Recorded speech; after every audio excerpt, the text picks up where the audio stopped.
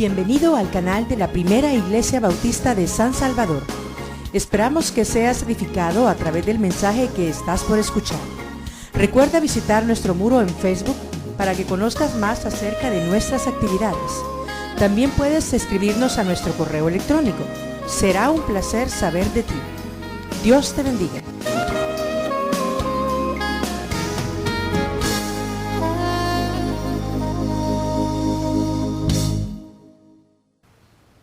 El colmo de un pastor es ser una oveja descarriada.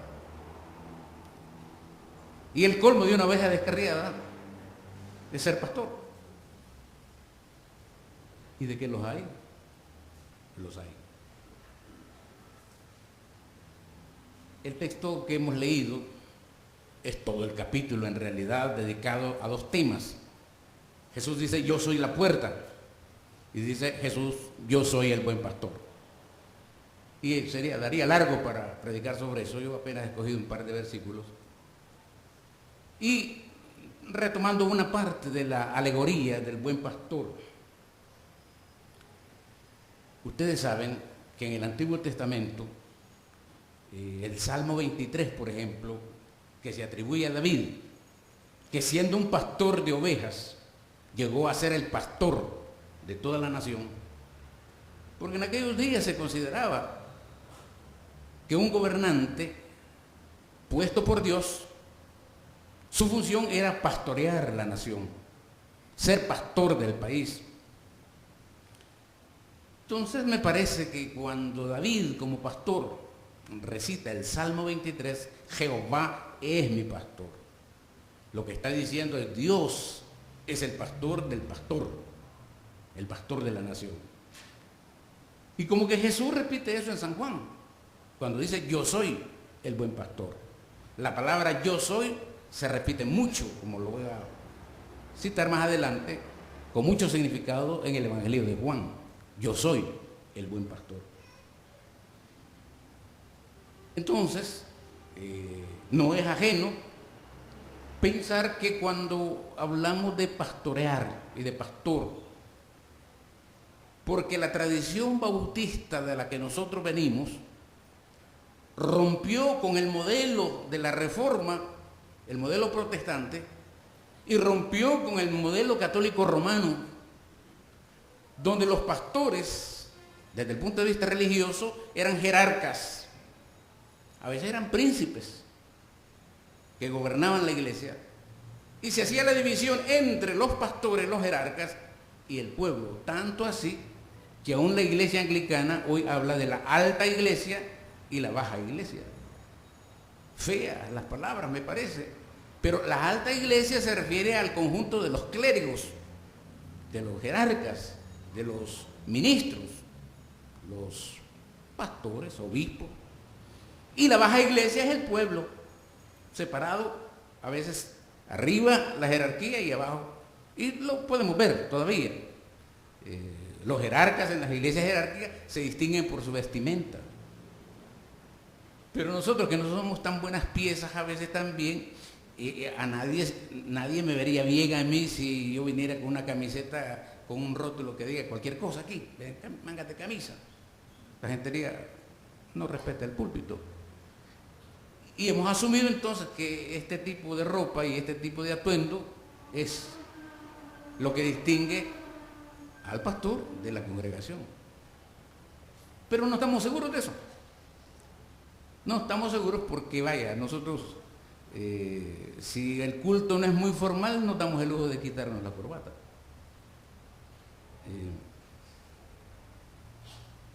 Algunos dicen que el hábito hacia el monje, la vestidura, identifica a la persona. Yo siento mucho. Entre el viernes, sábado y hoy domingo hace un calor que usar saco en estas latitudes es terrible. Los nicaragüenses se han liberado y usan guayaberas y nadie los ve mal. Pero lo que quiero llamar la atención no es tanto eso, sino cómo nosotros, como bautistas, venimos de una tradición que rompió esas diferencias. Tanto así que cuando hablamos del sacerdocio universal de los creyentes, ¿qué estamos diciendo? Que todos ustedes son sacerdotes, igual que yo. En otras palabras, todos ustedes son pastores también, ¿verdad? Pero no todos traen corbata, no todos traen saco. Qué galán. Y de ahí viene eso del sacerdocio universal de los creyentes. Y no fue poca cosa. En aquellos días, hace más de 500 años, eso le costó la vida a los creyentes, que permanecieron fieles y decidieron, en la iglesia de Cristo no hay separaciones. Y todavía hoy creo que los cuáqueros, los hermanos en Cristo, una denominación que así se llama, los cristadelfianos, una iglesia poco conocida, pero aquí hay por San Miguelito, ellos han roto con la distinción entre pastor y congregación. Tanto así que yo tengo buenos amigos que son pastores, pero porque predican y se dedican, pero en realidad son ingenieros, o son médicos, o son vendedores, porque no hay esa distinción. Ahora, es sagrada la tradición entre nosotros, ¿verdad? Ser pastores es una carga, ¿verdad? A cualquiera se le puede disculpar cualquier cosa, a un pastor no, ¿verdad? Dios nos guarde de oír a un pastor contando chistes léperos, ¿verdad? No se ve bien, no cae bien. Hasta a mí me causa algo, ¿verdad? Porque también he absorbido eso de que ser pastor es algo que lo separa a uno de la gente. Y estoy contra eso. Estoy más en esa línea de los primeros creyentes que, rompiendo con los moldes católicos romanos y protestantes, pensaban que el pueblo de Dios es uno y que todo el pueblo de Dios es llamado a servir. Entre los cuáqueros, por ejemplo, sus reuniones no tienen las maneras nuestras, pero cuando se juntan, de repente, después de estar en silencio y en oración, uno de ellos se para y dice: voy a leer un texto y voy a meditar, y comparte la meditación. Nadie lo nombró de pastor, pero se asume que el Espíritu de Dios le habla al grupo, y uno de ellos. Así que, como no quiero cambiar cosas, por otro lado, hablar de pastor como los gobernantes, eso ya me causa más problemas, porque en nuestro contexto, igual que en el contexto palestino de Jesús, se supone que las autoridades, por ejemplo, el sumo sacerdote, los escribas, los fariseos, todos esos estaban llamados a ser pastores de la nación. Pero ellos constituyeron una élite, un grupo privilegiado, separado del pueblo. Y separándose del pueblo, se fueron separando de las necesidades de la gente. A tal grado extremo que es lo que se ve en el capítulo 9 de Juan, son los mismos pastores de la nación los que rechazan a Jesús, los que rechazan las evidencias claras del poder de Dios que opera en Jesús. Por eso en ese marco es que Jesús dice: yo soy el buen pastor. Si uno viniera a nuestro contexto, yo creo que he vivido bajo malos pastores desde que tengo conciencia. Ya les he contado que siendo estudiante de secundaria me desayuné un día, un 15 de septiembre, con un muerto en la Plaza Libertad. Y los estudiantes universitarios de Ajeus protestando contra José María Lemo. Meses después vino un golpe de Estado. Y los pastores que vinieron de la nación fueron iguales o peores que los otros. Y desde entonces, ¿quién da algo por los que gobiernan? Sean del signo que sean. Y no es solo de aquí, en todo el mundo. Por ejemplo, ese par de locos que están queriendo mandar al mundo a una tercera guerra mundial. Tan loco es el señor coreano del norte como el señor Trump.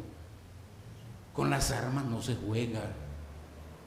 Las amenazas con cañones y misiles son peligrosas. Y lo que se está discutiendo en las grandes mesas internacionales hoy es los posibles accidentes que se puedan dar por esa retórica. Mientras no pasen de ser palabras, no hay problema. El problema es los locos que tienen el dedo en el gatillo y que pueden lanzar una bomba que puede, según ellos, destruir Nueva York o la capital de Corea. Pero destruyendo cualquiera de esas ciudades, el mundo entra en un terrible problema, terrible consecuencia. Esos son pastores. Sí, son pastores. Deben ser pastores. Y todo aquel que gobierna o que administra es pastor. De tal manera que si usted tiene razones para estar enojado con los que gobiernan, hágalo. ¿Por qué? Porque no gobiernan bien. Porque no es claro que su bandera real sea la paz, la equidad, el respeto a la mínima dignidad humana. Si esas cosas, el respeto a la mujer, a la niñez, al derecho que todos tienen de comer, de vivir en tranquilidad, esos son los deberes de los pastores de la nación. Pero, ¿qué está enseñando la experiencia? Un gobierno le va buscando los trapos sucios al anterior, porque nada más están en el puesto y buscan ganancias personales. Y el pueblo sigue en la misma condición. Si alguna razón uno tiene es, en las comunidades pobres mucha gente quizás está mejorando un poco, pero hay quienes todavía dicen, bueno, antes de la guerra yo estaba en la calamidad, durante la guerra estuve en la calamidad y después de la guerra sigo en la calamidad. ¿Qué he ganado? Eso debiera ser baldón para los pastores de la nación. ¿Se fija cómo me estoy lavando las manos yo? De mi trabajo. Voy para allá. A todos esos se les olvida lo que está en juego. Porque cuando se asume una responsabilidad de gobernar algo, está en juego la vida, la continuidad de la vida, el valor de la vida. Y eso debiera normar todo. El respeto a la vida, el amor a la vida, la abundancia de la vida, la promoción de la vida, como quiera llamarlo. No tiene nada que ver ni con la muerte, ni con la injusticia, ni con fregar al otro. En ese marco, las palabras de Jesús suenan pero resplandecientes. Yo soy el buen pastor. Gracias a Dios porque Él es el buen pastor. Y para mí, el único buen pastor. Creo que San Pedro o San Judas es el que dice, el gran pastor de las ovejas por el pacto eterno. O sea que el pastorado de Jesús es antes de la fundación del mundo, durante su ministerio, en esta época de la historia y hasta el final de la gloria. Porque es el pastor que conduce a su rebaño hacia la gloria de Dios.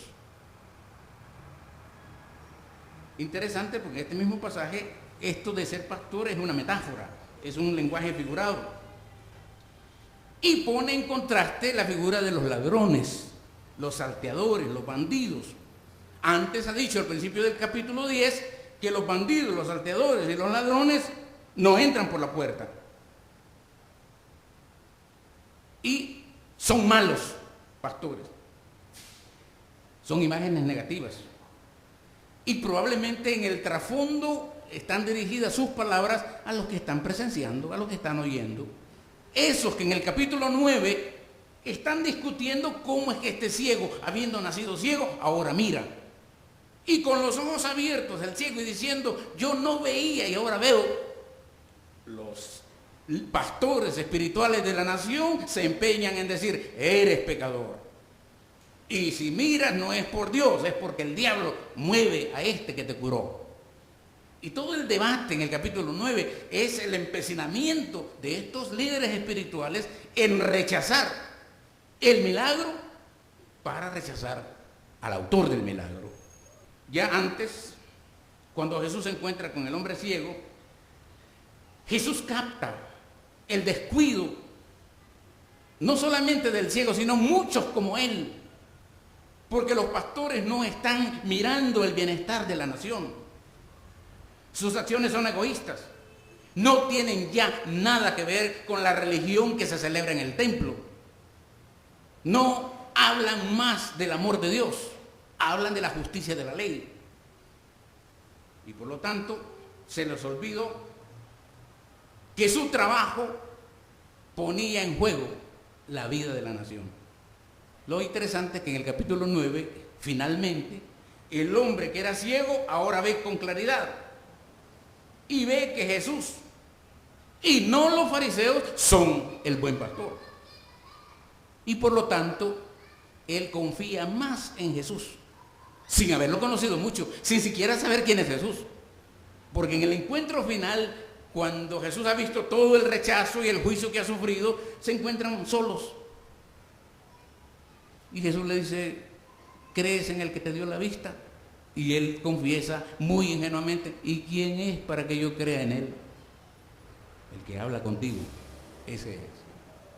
Y creyó y le adoró. O sea, que no solamente recuperó la visión natural, biológica, sino también había descubierto esa visión que sirve para encontrar el reino de Dios, aún en medio de situaciones adversas. Los papás de este ciego son interesantes también, porque cuando los fariseos, falsos pastores, ladrones, vienen a interrogar a los padres, ¿qué hacen los padres? Y aquí sí, por mucho que adoremos a las madres y a los padres, aquí sí se comportaron de la manera pésima, porque dice que ellos, por miedo a los judíos, cuando le preguntan, ¿y ustedes qué dicen de su hijo que ha sido sanado? Y ellos dicen, ya es mayorcito, ya tiene edad, ya es adulto, pregúntenle a él. ¿Qué están haciendo estos dos padres? El miedo los hace dejar solo a su hijo, abandonarlo, porque no veían que la vida de su hijo estaba en juego. Por eso es que esta frase se vuelve fuerte: yo soy el buen pastor. Yo soy. Y se repite varias veces en este evangelio: yo soy el que habla contigo. Yo soy el pan de vida. Yo soy el pan vivo. Yo soy la luz del mundo. Antes que Abraham fuese, yo soy. Yo soy la puerta de las ovejas. Yo soy el buen pastor. Yo soy la resurrección y la vida. Yo soy el camino, la verdad y la vida. Yo soy la vida verdadera. ¿De dónde sale tanta repetición? ¿Qué quiere enfatizar Juan con esta frase? Quizás Jesús está recordando y recogiendo la tradición del profeta que en la antigüedad había dicho algo igual. Especialmente en Moisés, cuando Dios, preguntado por Moisés, le dice, está bien, yo puedo ir y obedecer lo que tú me dices, pero si el pueblo me pregunta en nombre de quién voy, ¿qué voy a decir? Y Dios le dice, di simplemente, yo soy. Te mandó, yo soy el que dice. Así que Jesús está usando estas dos frases, estas dos palabras, para referirse a él mismo y de alguna manera identificándose con Dios mismo, el Dios del Éxodo. El buen pastor.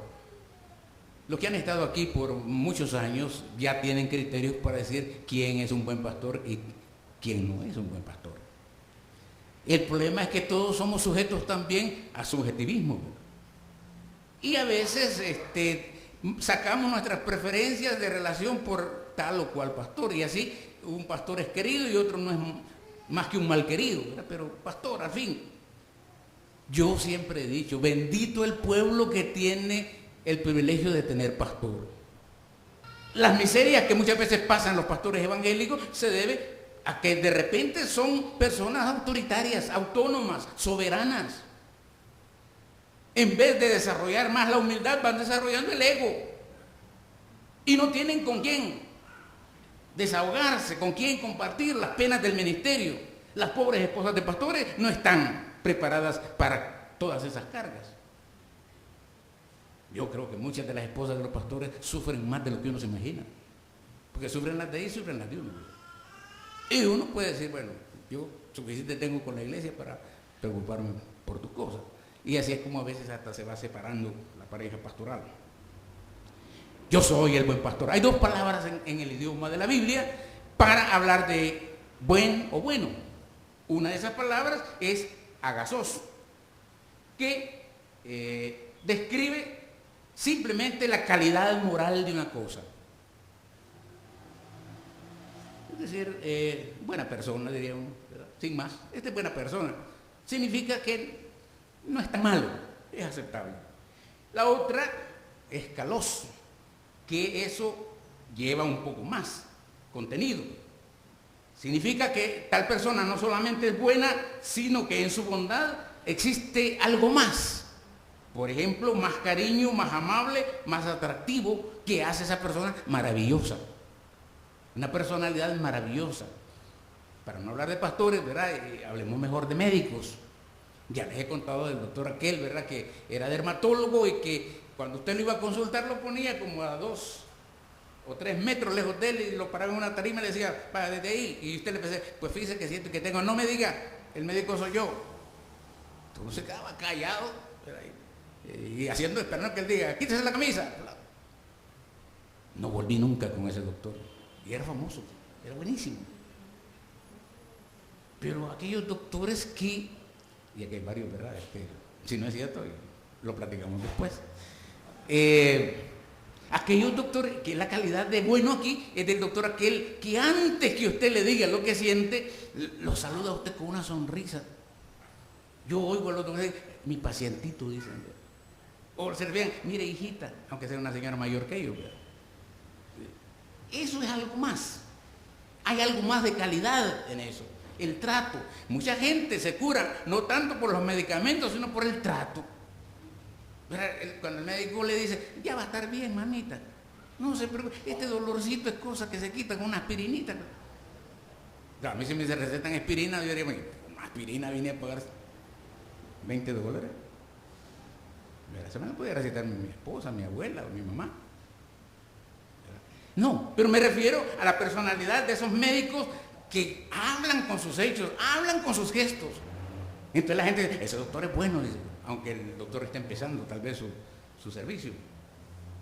Pero eso es. Entonces, un buen pastor es algo más que una persona buena. Y ahí nos pueden medir, don Luis, ¿verdad? El comentarista de la Biblia que se llama William Barclay, él dice que en la imagen de Jesús como buen pastor hay tanto belleza como fuerza y poder. Miren qué conexión, ¿verdad? Una persona que no solamente combina la belleza como la fuerza y el poder.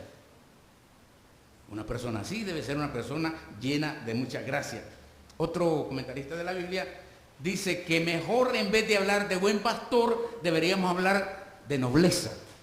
El pastor que es noble, que sería una mejor traducción, porque Carlos hace mucha referencia a lo bello, pero también a la calidad. Y eso a donde nos lleva es a un modelo ideal, a un modelo de perfección. Les aseguro que conozco un montón de pastores y de muy poquitos de ellos puedo decir, este sería buen modelo para mí. Porque como chucho no come chucho, dicen ahí afuera, ¿verdad? Uno que es medio carnal juzga al otro por sus carnalidades. Pero no. Me he encontrado con hombres pastores que tienen corazón. Que para ellos no hay mal tiempo. Los encuentra en todo tiempo. Están para servirle. Ahora aquí empieza el problema. Porque dice, el buen pastor su vida da por las ovejas. Ahí sí ya la pusimos dura, ya la pusimos difícil. Pero entre las historias que se cuentan de David, por ejemplo, él le narra, creo que a uno en 1 Samuel, capítulo 17 por ahí, donde asegura que él luchó con leones y con osos para proteger las ovejas que se le habían encargado. No sería raro que el oficio de pastor, el trabajo de pastor de ovejas en aquel contexto, le pudiera poner en riesgo a un pastor de perderse en la noche por buscar una oveja descarriada. Las ovejas descarriadas son las que no quieren estar en el redil, se saltan el del redil y se pierden, se van. Algunos hasta dicen que las ovejas son medio tontas, ¿verdad? Dice que por eso es que necesitan pastor, ¿verdad? Que las esté guiando. Un poco fea si aplicamos esa figura a la vida eclesial. Lo que sí sabemos es que los pastores de ganado, de ovejas, arriesgaban con su vida la seguridad de las ovejas. Y eso sí, podía ser un pastor bastante bueno. Por lo cual, para ser pastor no se podía ser ni cobarde ni débil. Una persona débil y temerosa y cobarde no sirve. Si lo traslado al oficio nuestro, al que hacemos don Luis y yo diría que igual. No, si uno es medio cobardón, medio aguado, no. Antes, cuando empecé yo en esto, y yo decía, bueno, es más productivo vender tomates en la esquina que ser pastor. Compre una carretilla de esas, vende los tomates, los va a vender. Pero aquí, o a veces me gustaba comparar la labor del pastor con el albañil, ¿verdad? El albañil coge cemento, coge ladrillos, le dicen hacer una pared, empieza a las 8 de la mañana, a las 6 de la tarde y hasta la pared. Y no la vuelve a tocar. Eso es trabajo productivo, se ve. Pero ¿cuál es el trabajo del pastor de almas? Una cosa interesante es que Jesús, cuando habla o piensa del buen pastor, él va mucho más allá. Porque para él el buen pastor no se trata solo de arriesgar la vida protegiendo las ovejas, es de dar la vida por las ovejas. No es lo mismo poner en riesgo la vida que dar la vida. Es estar dispuesto a colocar la vida de uno para salvar la de la oveja. Y sucedía que a veces un pastor podía morir al encontrarse con un animal salvaje o con ladrones por defender a las ovejas. En la vida cotidiana, cuando a uno le toca, no sé si les pasa, ¿verdad? A ustedes, pero cuando uno está trabajando con otros en cosas muy arriesgadas, yo dice, no, yo soy prudente, dice, hay que lo haga porque este tiene valor, ¿verdad? A él no le importa la vida, que lo haga él. No, yo soy prudente. Llamamos prudencia a el deseo de que otro se arriesgue, que sea otro el que pague, no yo. Si es un enemigo, mejor. Si va a perder la vida en eso, que sea mejor mi enemigo. Pero yo, no. Pero se trata entonces aquí darse cuenta que en este trabajo del pastor lo que está en juego es la vida de la oveja y la vida del pastor. Si entendemos el juego de una fe, el juego, ¿en qué consiste las reglas de juego de la vida espiritual? Descubriremos que lo que está en juego es precisamente cosas vitales. Quizá de tanto repetirlo usted ya no me entiende, pero yo estoy convencido que encontrarse con Cristo y conocer a Dios es encontrar el único y verdadero sentido que la vida tiene para no vivir la vacía, para no vivir vanamente, para no vivir huecamente. Y desde la sabiduría, en el libro de Proverbios encontramos lo que es vivir la vida hueca, vacía, sin Dios. Para lo cual el libro propone practicar la sabiduría, que no es otra cosa que conocer la voluntad de Dios, practicar la voluntad de Dios. Entonces Jesús dice que el buen pastor es aquel que da su vida por las ovejas. Mientras que un buen pastor no se va al campo con sus ovejas esperando morir por su rebaño, precisamente es eso lo que Jesús hace, obedeciendo a su Padre, que a su vez es su pastor. Él vino para morir en la cruz y vino como Cordero de Dios para salvarnos de la muerte eterna y definitiva. Por lo cual sería mejor decir, no tanto la muerte como la resurrección del Cordero es el triunfo de Dios sobre la vida, el triunfo de Dios sobre la muerte. Y lo dijo en San Juan 17, San Juan 14, que si Él moría y se iba, volvería para tomar a su rebaño, para que donde quiera que Él esté, ellos también estarían con Él. Pero mientras tanto, eso no sucedía. También prometió, les enviaré un consolador que esté con ustedes, el Espíritu Santo. Yo creo que si no se han dado cuenta, estamos en la era del Espíritu Santo, en la espera de la culminación de todo lo que puede ser el reino de Dios. Entonces se trata de vivir la vida en el Espíritu, desentrañar qué significa para cada ser humano hoy aquí la vida en el Espíritu. Y entonces descubriremos que Jehová es nuestro pastor, que nada nos faltará. etcétera, etcétera, etcétera. Que Jesús es el buen pastor que dio su vida por cada uno de nosotros, ovejas descarriadas. Cada quien se apartó por su camino y nosotros le tuvimos a él por herido y azotado de Dios. Pero por su llaga fuimos nosotros curados. Así que Jesús no se olvidó, ni siquiera cuando se fue, de su propio redil. Y no podemos decir que el buen pastor sea un pastor muerto y olvidado, un Señor ausente. Es un Señor presente a través de su Espíritu. Por eso cuando hablamos del buen pastor estamos hablando del pastor de nobleza, el pastor noble. Y había una idea que se jugaba en esa época, que viene más o menos del año 164 antes de Cristo, cuando hubo un enfrentamiento, digamos, de las fuerzas de Antíoco Epífanes, que profanó el templo de Jerusalén, y se surge una defensa por parte de los macabeos. Y estos mártires macabeos murieron defendiendo lo sagrado de su país, las tradiciones más queridas de la nación. Y por eso entonces se tenía la idea que su sacrificio de muerte fue noble, porque no entregaron su vida solamente por combatir, entregaron su vida pensando en el bien de los demás. Y es lo que Jesús hizo, entrega su vida pensando en el bien de todos nosotros, aunque nos hemos descarriado como ovejas. Voy al tercer punto, el salario. Curiosamente, cuando Jesús habla del buen pastor, el pastor noble, no lo contrapone en realidad a los ladrones y los salteadores, que uno diría sería lo lógico. No, lo que él opone es el pastor asalariado. El asalariado, dice, en realidad no es pastor, porque él no ve a las ovejas como propias. Apenas ve que el lobo viene, las abandona y huye, y deja que se pierdan y se esparzan.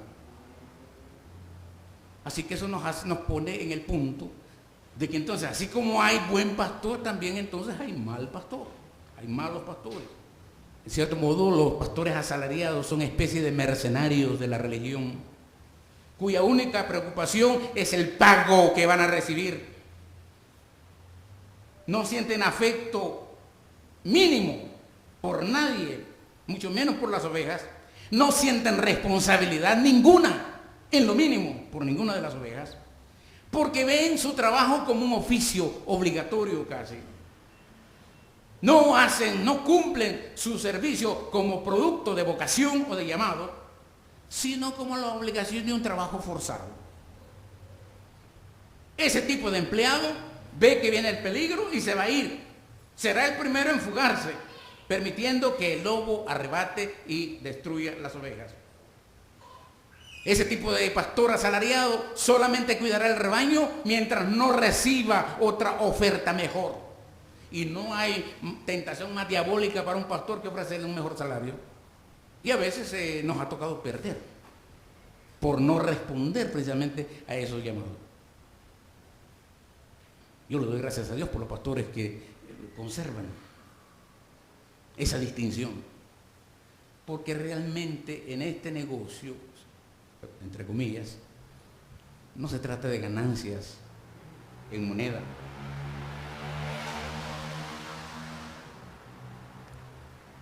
De lo contrario, sería un comerciante que ve su trabajo como mercancía y se afana nada más por tener ganancias o ver qué saca y a quién le saca.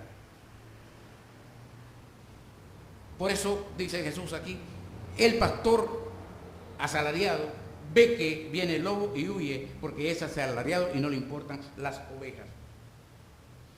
Y algunos dicen que en este sentido, tener un pastor asalariado como pastor es peor que no tener pastor. Y también lo hemos visto. Porque el pastor asalariado da la ilusión que protege sin proteger. Si un dueño de un rebaño contrata a un tipo de personas así, pensará que él va a descansar tranquilo porque tiene quien le responda. Se equivoca, porque no sabe que esa persona está por la paga y abandonará, porque no ve como propias las ovejas. De tal manera que si ustedes calificaran de 1 a 10 un trabajo de pastor asalariado, yo creo que un pastor de esta calaña no se ganaría más de un 4 o un 5. Se aplaza, queda aplazado. Porque no pretende ser héroe, ni tampoco quiere ser villano, pero se convierte en villano a causa de lo que les ocurre a las ovejas que están bajo su cuidado. Ese pastor falla por no reconocer que su trabajo es estratégico, es importante, que en ese trabajo se juega la vida de las ovejas, que de su trabajo depende la vida o la muerte de las ovejas, y que su mal trabajo puede resultar en alta pérdida, en dispersión de las ovejas o muerte de las ovejas que están bajo su cuidado. Sí, tiene que darse cuenta que hay vida en juego. Así que, hermanos, con todo esto aquí hay varias lecciones para nosotros. Porque por un lado creo yo que a veces la iglesia cae en la tentación de tener un listado de activismo. Cuídese cuando usted se da cuenta que hacemos cosas y no sabemos para qué son. O cuando le dicen, no, es que así lo hemos hecho siempre. ¿Y qué? ¿Para qué sirve eso? Creo yo que Cristo necesita más gente que dé testimonio y no que haga puros ademanes cristianos. Cristo quiere hechos más que palabreros. En las cartas de Juan a las 7 iglesias de Apocalipsis, hay una en la cual ustedes conocen el texto. Las palabras de Jesús son: yo conozco tus obras, que ni eres frío ni caliente. Ojalá fueses frío o caliente, pero porque eres tibio y no frío ni caliente, te vomitaré de mi boca. La razón es muy simple. Cristo nos ha llamado para proclamar las buenas nuevas de salvación que tenemos disponibles para todos en Cristo mismo. La pasividad o la indiferencia de los supuestos discípulos de Cristo son el peor pecado que la iglesia puede cometer, porque no se da cuenta que está jugando con vidas que se pueden perder. Así que, hermanos, quizá nos convenga oírlo el lamento de Ezequiel, capítulo 34, cuando hablando de los pastores de Israel, el profeta se lamenta diciendo: ay de los pastores de Israel que se apacientan a sí mismos, no apacientan los rebaños. Ustedes comen leche y visten lana, degüellan a la gruesa, a la gorda, no apacientan las ovejas. Es decir, viven y esquilman a las ovejas en vez de hacer que la vida de las ovejas abunde.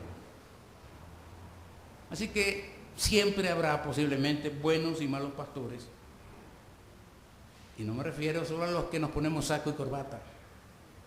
Me refiero a todos nosotros. Ya sean miembros de la iglesia, hombres o mujeres, ya sean predicadores, diáconos, maestros, evangelistas o misioneros.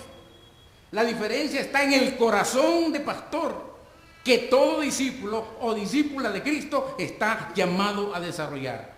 Cada creyente bautizado ha de ser un modelo del gran pastor de las ovejas. Cada creyente bautizado ha de tomar a Jesús como su pastor para imitarlo. Hemos de preguntarnos si estamos buscando nosotros ser buenos pastores de esta nación, buenos pastores de nosotros mismos, buenos pastores de nuestra familia, buenos pastores de los que nos acompañan en el trabajo. El buen pastor busca maneras de ser siervo humilde, cooperador, siempre dispuesto a aprender, a ser un incansable colaborador, porque reconoce que en la humildad de su servicio se hace presente la oportunidad de encontrar el reino de Dios. En cambio, los malos pastores se preocupan solo por su propia panza y porque pueden sacar para su provecho ganancia. Un mal pastor puede predicar lo que no vive y lo que no cree y se queda tranquilo. Afortunadamente, Cristo tiene buenos pastores todavía. La primera necesidad esencial que tiene la iglesia en todos los tiempos es contar con una dirección pastoral que siga el ejemplo de Jesús. Me refiero a todos nosotros llamados a ser pastores del mundo. Así que nos quedan finalmente algunas preguntas en mente frente a este cuadro del buen pastor. No podemos hacernos del ojo pacho frente a tareas que la iglesia como iglesia puede emprender. Los pastores humanos pueden decepcionar, pueden faltar, pueden fallar, pueden incluso no ser comprometidos, pero el buen pastor, si quiere ser buen pastor, no puede hacer lo mismo. Pedro recuerda que Jesús fue crucificado y rechazado por los pastores de su tiempo, pastores de Roma y de Israel. Hay que recordar que las ovejas son frágiles. Su fragilidad y la dificultad para defenderse ellas mismas aparece cuando son heridas, perseguidas. Apenas tiemblan y gimen. Gente que ha ido a Palestina y ha vagado un poco por la zona rural de Palestina cuenta este rol bonito de ser pastor de ovejas. Una de las estampas cuenta que un pastor llevaba a sus rebaños y en medio del tráfico de los vehículos de una de las ciudades, el pastor iba cantando con tranquilidad. Y mientras él cantaba y cantaba y cantaba en medio del tráfago, las ovejas caminaban detrás de él, en medio de aquella locura. Otro vio otra estampa interesante. Había 4 pastores y un enorme rebaño. Y uno, por turno, empezaron a llamar a sus ovejas por nombre y a silbarles. Y el primero silba y llama por nombre y las ovejas van y se van con él. El segundo hace lo mismo y se van. De repente 4 grupos iban y cada grupo con su pastor. Hoy en día esa es la estampa de las ovejas y el pastor. Así que hermanos, creo que este pueblo no se puede quejar, me refiero al pueblo en general, de que no ha tenido pastores. Incluso mártires han dado su vida por este pueblo. El mismo pueblo a veces los ha matado. Una de las grandes tragedias que uno no entiende es cómo cristianos, simplemente porque tienen uniforme y tienen armas, pueden matar a otro cristiano. Eso es un conflicto que se planteaba la iglesia protestante en Alemania en los tiempos de Hitler. ¿Cómo es posible? Incluso los pueblos ateos no podían entender en la cabeza cómo ejércitos cristianos como el de los Estados Unidos y Alemania eran capaces de lanzar bombas sobre pueblos inermes, simplemente porque no eran cristianos, eran musulmanes o brahmanistas o japoneses. Todavía no hemos salido de la selva, todavía necesitamos oír al gran pastor de las ovejas, a Jesús, y asumir cada quien en su propia mano su propio cayado para ejercer el pastorado que a todos nos compete como buenos sacerdotes en el cuerpo de Cristo. Que Dios nos ayude a asumir ese papel de pastorear unos a otros, nosotros mismos y a nuestra nación. Que Dios los bendiga.